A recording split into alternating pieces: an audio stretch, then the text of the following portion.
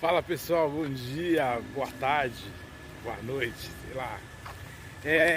Bom, resolvi preparar essa aula aí para esses dias que a gente vai estar fora, para falar um pouquinho sobre por que eu não consigo terminar o que eu começo, por que eu sempre desisto no meio do caminho. A gente sempre fala, nas aulas que tudo aquilo que não é virtude é vício, né? E por que desistir é um vício? Porque desistir é o caminho sempre mais fácil, para aqueles que não sabem para onde vai, aqueles que não sabem para onde vão, perdão. Então, se eu não sei para onde eu vou, qualquer lugar é possível. E aí eu fico sempre buscando conforto, buscando estar numa zona de conforto, né? O que é uma zona de conforto? É uma área, é um espaço aonde eu não preciso, pelo menos eu imagino que eu não precise me esforçar, né? Que eu não me sinta desconfortável.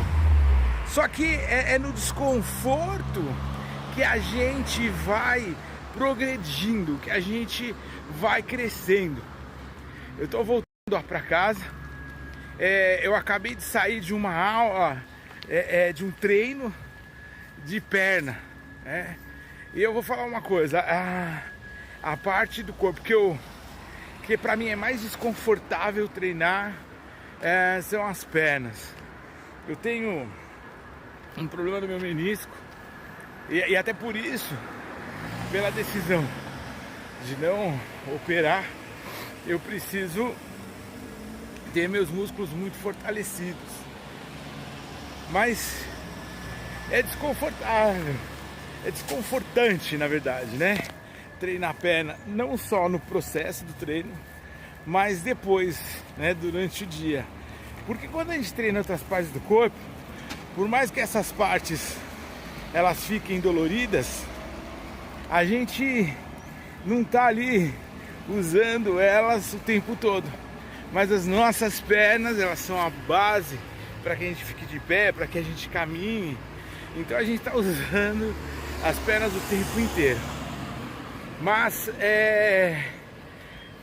com as repetições do treino, e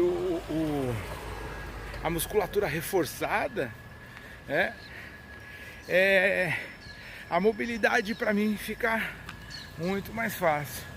Pouca gente percebe até, mas eu manco um pouco de uma perna, da perna esquerda, por conta desse problema no menisco. Mas quanto mais minhas pernas estão treinadas, menos eu manco. Então assim, é um esforço, é um desconforto que vai me trazer um prazer, que vai me trazer uma mobilidade a médio e longo prazo, porque eu sei onde eu quero chegar, eu sei o que eu quero da vida, e eu em tudo que eu faço, eu procuro ser intencional, o meu propósito de vida é fazer com que as pessoas elas busquem a construção da sua identidade, com que elas entendam o que é chamado, vocação, o que é propósito, e que elas consigam viver isso, para que elas possam aproveitar da forma mais plena possível a jornada delas. Por que eu estou falando isso? Porque a gente desiste, porque a gente não tem foco, a gente não tem propósito, a gente não sabe nem quem a gente é. E aí qualquer situação que nos deixe desconfortável, a gente para. Quantas pessoas chegam pra mim e falam: pastor, tal, consegui uma bênção, vou começar a trabalhar, Deus abriu uma porta de emprego pra mim. tal, tô muito feliz. Passa 15 dias, um mês, 2 meses. Ah, tá difícil. Ah, porque o serviço é pesado. Ah, porque é longe. Ah, porque... O que é isso? A pessoa tá se sentindo desconfortável. Porque nós preferimos viver o prazer imediato e momentâneo do que o desconforto para viver um prazer prolongado, sabe? A gente não está disposto a pagar para ver, sabe? O apóstolo Paulo, e aí eu estou usando aqui a Bíblia como um livro comportamental de novo, né? Ele fala que o atleta em tudo se domina, o atleta, ele controla a alimentação dele,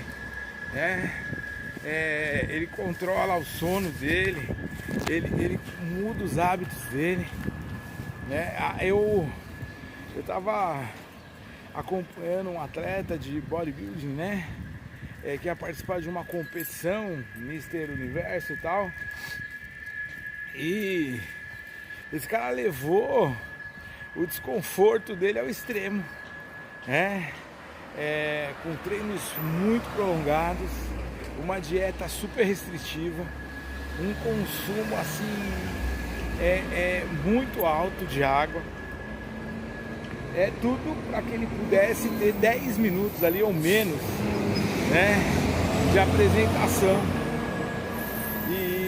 e para ganhar uma grana, um troféu, saca? Só que a gente precisa entender isso, que na verdade somos todos atletas na vida, sabe? Todos nos preparando para o final de todas as coisas. Por isso que a gente precisa se concentrar no objetivo final de todas as coisas. Mas para ter o objetivo final de todas as coisas, a gente precisa saber qual é esse objetivo, A gente precisa entender qual é esse objetivo. Esse é o ponto, sabe? E aí a gente começa a pensar, eu queria falar um pouquinho sobre pecado, A palavra pecado, e sabe, o pecado como a gente tem hoje, isso é pecado, aquele é pecado, aquele é pecado, parte de uma ideia da igreja antiga, do catolicismo romano, que as pessoas, elas sabe o que é pecado, Como a gente vai definir o que é pecado? E aí eles pegaram 7 atitudes que eles consideravam não só pecaminosas, mas que eles consideravam como sendo as atitudes que a partir dela, todos os outros pecados, eles partiam desses, eram radicais dos pecados.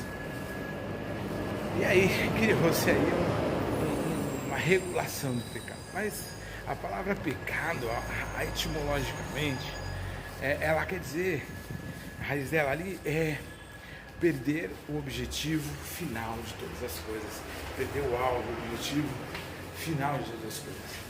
O apóstolo Paulo, ele fala assim, por isso, deixando de lado as coisas que ficam para trás, eu sigo olhando agora para o alvo, para o objetivo final de todas as coisas, que para Paulo era a soberana vocação que ele tinha em Cristo Jesus.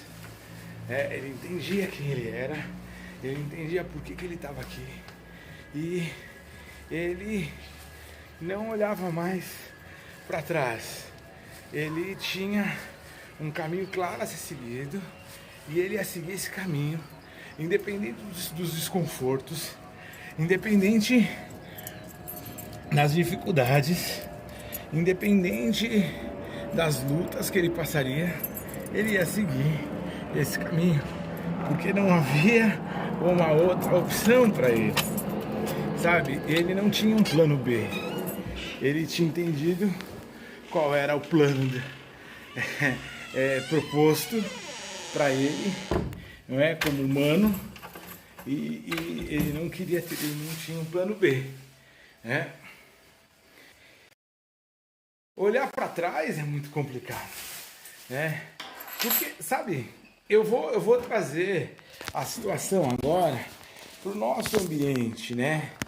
Para nossa prática diária aí na casa, que é a questão da dependência química, né? Quando a gente está no consumo abusivo ali, cara, a gente está sofrendo vários desconfortos, né? Muitos acabam perdendo o relacionamento com a família, vão para a rua, tem questões de saúde muito sérias. E aí, caiu aqui meu foninho. E aí o cara passa por um processo de abstinência, que é desconfortante também. A abstinência, eu costumo dizer, que é a vingança do corpo. Agora você tá bom, agora você não tá sedado, então eu vou me vingar de você. Os dentes começam a cair, problemas digestivos, problemas neurológicos começam a aflorar.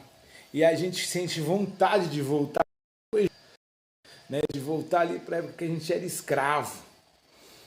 Mas isso acontece em várias situações, né? Pessoas que estão presas num relacionamento abusivo e quando saem, elas querem voltar. Porque a nossa memória, lembra, eu vou voltar agora e vou lembrar daquela história nossa lá. Pensamento gera emoção, emoção gera...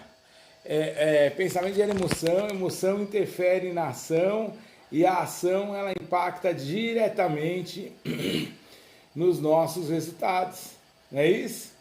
Pensamento gera emoção, emoção ação e a ação impacta nos nossos resultados. E aí na construção do pensamento surge ali, fundamentando o nosso pensamento, a memória. E a memória, ela é traiçoeira, seletiva. Ela é traiçoeira porque ela nem sempre é real. Os fatos que a memória traz pra gente, eles são até na maioria das vezes fantasiosos. Ela é seletiva porque quando a gente está vivendo um desconforto, ela vai buscar uma sensação de conforto no passado, mas de um evento ou de um tempo, de uma estação da vida muito mais cruel, nociva e desconfortante do que a gente está vivendo hoje. Ela recalca, ela reprime, sabe, no inconsciente a dor e ela aponta o prazer, porque ela fica buscando formas de você sentir prazer. E é um mecanismo de defesa da alma, do ego, perdão. Então, eu... melhor acompanhado do que na solidão, mesmo que seja um relacionamento abusivo, mas eu era feliz porque a pessoa fazia isso, aquilo, outro. Enfim, sabe, eu fico muito triste quando eu ouço uma pessoa falar que quer desistir de um tratamento. Porque desistir do tratamento é desistir dos relacionamentos, é desistir da família, é desistir de tudo. Eu queria convidar vocês para um bate-papo agora. E nesse bate-papo eu queria que a gente pensasse o seguinte, olha só, vamos lá. Eu queria que cada um de vocês que estão aí no grupo da casa, e você que está em casa também, ou em qualquer lugar e que está assistindo esse vídeo, pensasse, refletisse e trouxesse uma situação aonde o desconforto, um momento ruim fez você desistir de algo que depois você se arrependeu. Eu queria que você trouxesse isso, que todo mundo falasse um pouquinho sobre isso. E uma segunda pergunta na mesma situação, você pensou em desistir, mas você refletiu, você não desistiu, e aí você viu que aquela situação que estava desconfortante no momento, ela passou, mas que o resultado foi super positivo. Essas duas experiências eu queria que vocês compartilhassem, debatessem, gravassem isso aí na casa para a gente poder comentar depois. Dúvidas aí, por favor, anotem. Beijo, amo vocês, já estou com saudade.